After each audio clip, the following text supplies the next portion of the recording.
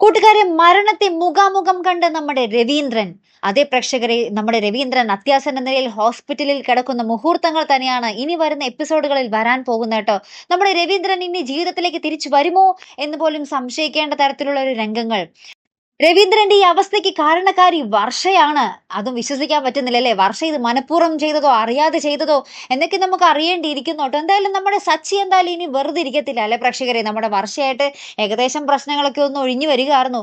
ഇനി ഇതെന്തായാലും അച്ഛനെ നൊന്താ പിന്നെ നമ്മുടെ സച്ചി വെറുതെ ഇരിക്കില്ലെന്ന് നമുക്ക് എല്ലാവർക്കും അറിയാം അല്ലേ? അപ്പൊ ഇനി ഒരു വൻ പൊട്ടിത്തെറിയാട്ടോ നമ്മുടെ ചെമ്പനീർ പൂവിൽ വരാൻ പോകുന്നത്. എന്തൊക്കെ നടക്കും എന്നൊന്നും നമുക്ക് പ്രവചനാതീതമായിട്ടുള്ള ഒരു മുഹൂർത്തങ്ങൾ തന്നെയാട്ടോ. അപ്പൊ എന്തായാലും മറക്കാതെ കാണണോട്ടോ. വേറെ ഒന്നുമല്ല, നമ്മുടെ വർഷ എന്നാ വീട്ടിൽ മൊത്തം ആ ഒരു മൊസ്കിറ്റോ സ്പ്രേ ഉണ്ടല്ലോ അത് അടിക്കുന്നുണ്ട്.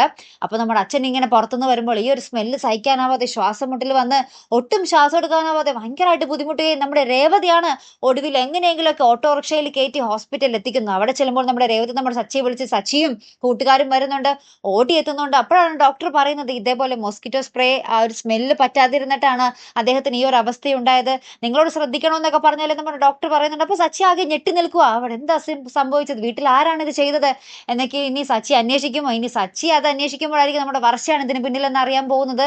ഇനിയാണ് പ്രേക്ഷകർ അവിടെ ഒരു വൻ യുദ്ധം നടക്കാൻ പോകുന്നത് അല്ലെ? അപ്പൊ എന്തായാലും മറക്കാതെ കാത്തിരുന്ന് കാണേണ്ട മുഹൂർത്തങ്ങൾ തന്നെയാട്ടോ വരാൻ പോകുന്നത്. അപ്പൊ എന്തായാലും നമുക്ക് നോക്കാം അല്ലെ? അപ്പൊ അടുത്തൊരു വീഡിയോ വരുന്നത് വരയ്ക്കും ഗുഡ് ബൈ.